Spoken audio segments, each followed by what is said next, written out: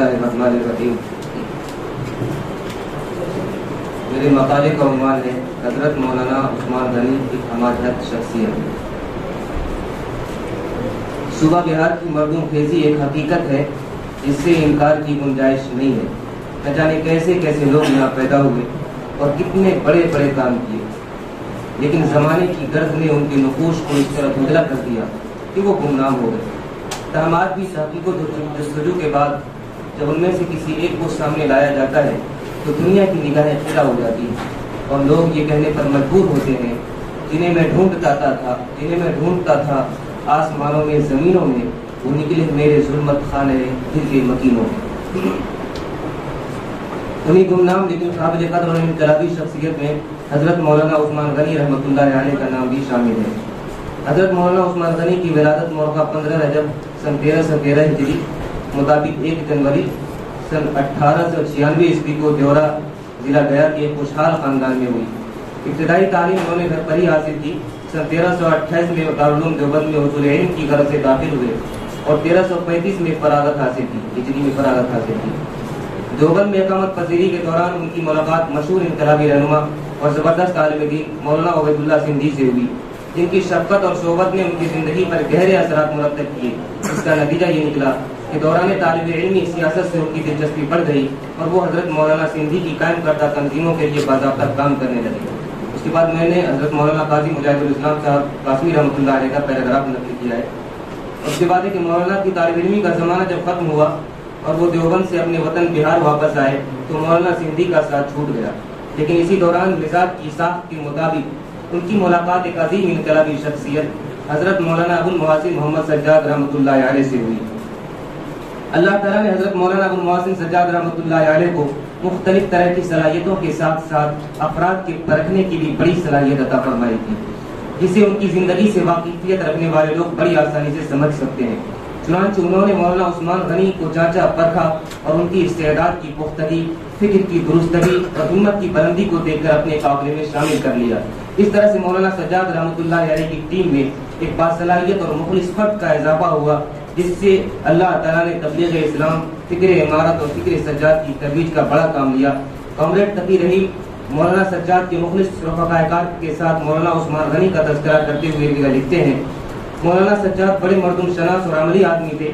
चुनांचे उन्होंने लायक और मुखलिस कारकुनों की एक ऐसी मजबूत टीम अपने साथ जमा कर ली जिसने मुसलमानों की हर बस्ती को शरई निज़ाम की डोरी में पिरोकर बहुत जल्द इमारत शरिया को मुसलमानों का सबसे हमागीर, ठोस और मुंज़बित इदारा बना दिया।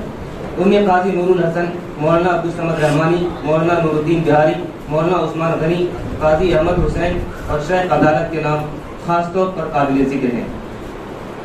तारीख आज़ादी में बिहार के मुसलमानों का हिस्सा, सफ़ा नंबर 282।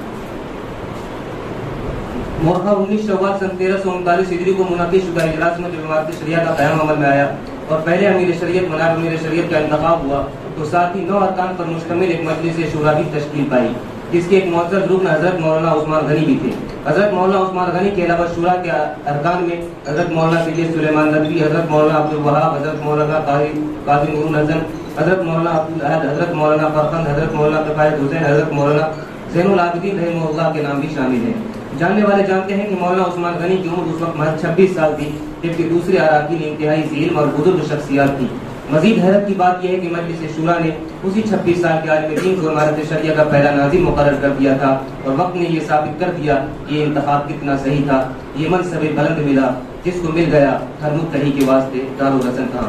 हज़रत मौलाना उस्मान गनी रहमतुल्लाह अलैह को हज़रत मौलाना अबुल मुहसिन मोहम्मद सज्जाद रहमतुल्लाह अलैह की रफ़ाक़त में आकर उनके दीगर रफ़क़ा की तरह मुल्क व मिल्लत की तामीर के लिए खूब काम करने का मौका मिला।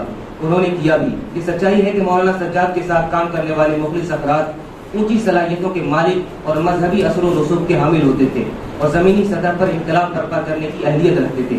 चुनांचे उनके रफ़क़ा में, जिनमें खुद मौलाना उस्मान गनी रहमतुल्लाह अलैह भी शामिल थे, ने एक तरफ जहाँ तहरीक खिलाफत और तहरीक तर्क मवालात को इस्तेहकाम बख्शने में अहम रोल अदा किया, वहीं दूसरी तरफ मुसलमानों को एक अमीर के उसूल के तहत मुनज़्ज़म भी किया, जिसके बिहार की सियासत पर और मुस्लिम मुआशरे पर गहरे असरात मुरतब हुए। कॉमरेड तकी रहीम इस हवाले से भी गुफ्तगू करते हैं और लिखते हैं, असल में इमारत के तमाम रहनुमा और अहम कारकुन मजहबी असर व रसूख के हामिल होने के साथ साथ जाने माने हुए कट्टर साम्राज्य मुखालिफ सियासी रहनुमा थे। इसीलिए उन्हें वक्त के भड़कते हुए हुकूमत मुखालिफ माहौल में सूबे के गांव और महल्ले महल्ले में फैले हुए आम खिलाफती और तर्के मवालाती मुस्लिम कारकुनों की मदद से मुसलमानों को इताअत अमीर के उसूल के तहत मुनज़्ज़म करने में बड़ी सहूलत हुई। इसी तरह से सियासी जोशो खरोश और मजहबी अकीदत की आमेजिश से मिले जुले जज्बात के तहत बिहार के मुसलमान इमारत के निज़ाम से कुछ इस मजबूती के साथ वाबस्ता हो गए कि उनके दरमियान तर्के मवालात के तमाम तामीरी प्रोग्राम इसी के जरिए अंजाम पाने लगे और मुसलमान की दूसरी जमातें पस मंजर में चली गई। मज़कूरा गुफ्तगू से इमारत शरिया के जिम्मेदारान और कारकुनान की मशगूलियत का अंदाजा लगाया जा सकता है।